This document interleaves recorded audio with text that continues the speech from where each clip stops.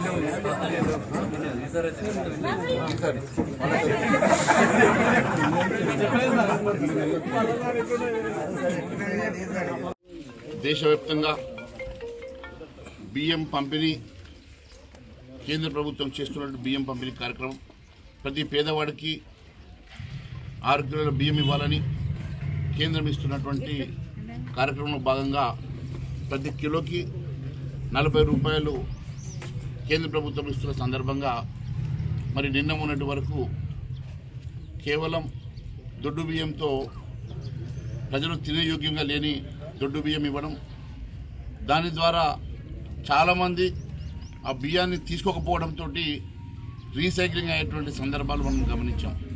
అంశాన్ని నేను అసెంబ్లీలో మాట్లాడినా అనేక సార్లు ఆ కుంభకోణాన్ని కూడా బయటపెట్టిన సంగతి మీకు తెలుసు. మరి ఖచ్చితంగా దీనికి పరిష్కారం సన్న బియ్యం ఇవ్వాలని చెప్పేసి డిమాండ్ చేయడం, మరి ఈరోజు సన్న బియ్య కార్యక్రమాన్ని ప్రారంభిస్తున్నటువంటి రాష్ట్ర ప్రభుత్వం దీన్ని సక్రమంగా నిర్వర్తించాలని చెప్పి మేము కోరుతా ఉన్నాం. ఎందుకంటే కొన్ని చోట్ల నాణ్యమైనటువంటి బియ్యం వస్తలేదని కూడా ఆరోపణలు వస్తూ ఉన్నాయి. ఖచ్చితంగా నాణ్యమైనటువంటి బియ్యం పంపిణీ చేయాలా. మళ్ళీ మా దృష్టికి ఏదైనా తప్పిదం వస్తే ఖచ్చితంగా నిరోధిస్తామని కూడా తెలియజేస్తా ఉన్నాను. మరి ముఖ్యంగా ఇప్పుడు కేంద్ర ప్రభుత్వం ప్రతి కిలోకి 40 రూపాయల చొప్పున ఇస్తూ ఉంటే 42 రూపాయలు అంటే 2 రూపాయలు రాష్ట్ర ప్రభుత్వం భరిస్తున్నప్పటికీ మరి కేంద్ర ప్రభుత్వం ఇస్తున్నటువంటి 40 రూపాయలు ప్రతి వ్యక్తికి కిలో బియ్యానికి ప్రతి వ్యక్తికి 6 కిలోల బియ్యము మరి ఇస్తున్నటువంటి సందర్భంగా మేము ఒకటే కోరుతా ఉన్నాం. ఇప్పుడైనా రీసైక్లింగ్ని ఆపగలగాలని, ప్రతి పేదవాడికి ఇచ్చినటువంటి బియ్యం తినడానికి యోగ్యంగా ఉండే విధంగా మీరు చర్యలు తీసుకోవాలని, ఎక్కడి నుంచి కూడా ఏ ఒక్క వినియోగదారు నుంచి కూడా మా దృష్టికి మరి ఏదైనా తప్పిదాలు కానీ లేకుంటే అక్రమాలు కానీ మా దృష్టికి వస్తే ఖచ్చితంగా చర్యలు తీసుకుంటామని కూడా తెలియజేస్తా ఉన్నాం. మరి ప్రతి వాళ్ళు కూడా ఈ బియ్యాన్ని సద్వినియోగం చేసుకోండి. నరేంద్ర మోడీ గారు ఇచ్చేటువంటి ఈ బియ్యం మరి రాష్ట్ర ప్రభుత్వం కలిసి చేస్తున్నటువంటి కార్యక్రమంలో ఖచ్చితంగా మరి ప్రతి పేదవాడికి చెందాల్సినటువంటి మరి బియ్యాన్ని ప్రతి ఇంటికి చేరే విధంగా రీసైక్లింగ్ జరగకుండా చర్యలు తీసుకోవాల్సిందిగా మరి ఇక్కడ ఉన్నటువంటి అధికారులను కూడా కోరుతా ఉన్నాం.